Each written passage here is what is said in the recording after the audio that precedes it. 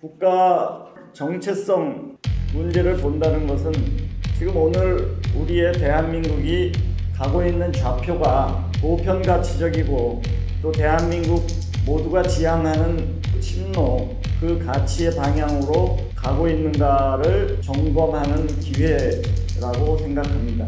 그것을 점검하고 평가하고 또 우리 모두가 합의하고 노력해서 새로운 또 올바른 길을 만들어가는 것이 우리들에게 혹은 지식인들에게 주어진 소중한 업무다 이렇게 생각을 합니다.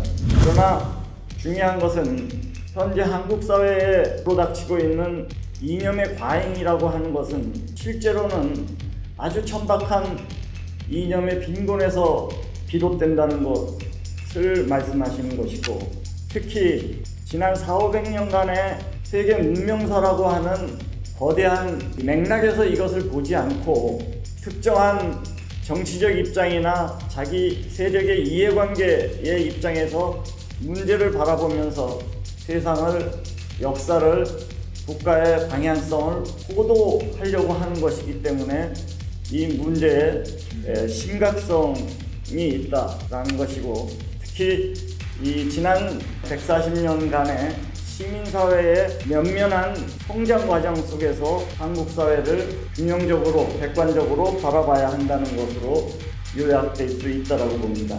저는 한마디로 말씀드린다면 대한민국이 근현대 140년이든 혹은 대한민국을 건국한 이래 70년이든 매우 올바른 길을 정당하게, 진한하게, 힘겹게 찬출해 왔다는 부분에 대해서 우리 모두가 확신해야 된다라고 생각합니다. 그것은 왜 그러냐 하면은 우리가 크게 세 가지 문제를 극복해야 됐습니다. 첫째는 문명사의 고립, 폐쇄사회라고 하는 그 봉건사회를 한반도에서, 대한민국에서 극복해야 됐습니다. 이 봉건 질서를 극복하고 근대 질서를 만들어 간다는 것은 매우 어려운 일이고, 전 세계의 모든 신생 독립국이나 개발도상국이 모두가 힘들어했고 그 길을 제대로 열어내지 못했습니다.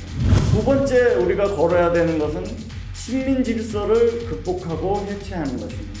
이 식민 질서를 해체한다는 것은 단지 일본이라고 하는 사회를 비판하고 욕하고 그러는 것을 훨씬 넘어서는 것입니다. 강대국의 질서, 중국의 패권 질서, 공산 제국주의의 확장 질서를 막아내는 것과 다 함께 있는 것입니다. 세 번째 질서는 한반도의 전체주의 질서, 공산주의 질서를 극복해내는 것입니다. 자유를 유린하고 재산권을 부정하는 그 전체주의 질서를 극복해낸다는 것은 많은 나라에서 가지 못한 길입니다. 대한민국은 이 세 가지 질서, 봉건 질서를 끝내고 근대 질서를 열고 식민 질서를 종식시키고 주권 독립의 길을 만들고 또 많은 나라들이 가야 했고 갔던 전체주의 질서, 공산주의 질서를 막아내고 극복해서 만들어낸 나라라는 점에서 오늘 대한민국의 위상,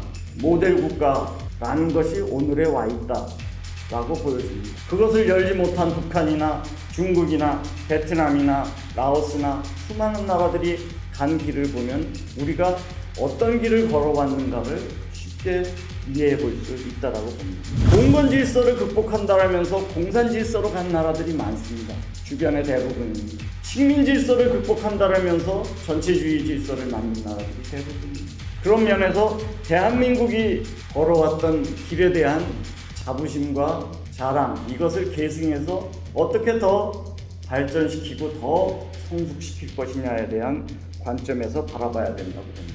그런데 문재인 정부에서 지난 140년의 근대 질서의 성장의 특정 부분만을 거론하고 계승하고 그 부분만을 얘기하고 있다는데 문제가 있습니다. 5.18 광주 정신을 계승한다, 60 항쟁을 계승한다라고 하는 이 커다란 역사에 어떻게 특정 역사만을 부각시키고 그것을 계승해야 되고 그것을 헌법에 반영시킨다는 것인지에 대한 문제의 본질입니다. 이것이 얼마나 보편 질서, 대한민국 질서에 가는 방향, 길을 왜곡시키고 잘못된 길로 끌고 갈 수밖에 없다는 것인지에 대한 이해가 분명해진다고 보여요. 헌법에서 자유민주 질서의 자유를 뺀다는 것입니다. 지난 140년간의 우리 민족이 가장 소중하고 가장 중심 가치가 자유인데 그 자유를 뺀 대한민국의 질서의 방향이라는 것은 무엇인지를 가늠해 볼 수 있습니다. 헌법 전문에 촛불 정신을 넣겠다는 것이고 5.18 광주 정신을 넣겠다는 것입니다.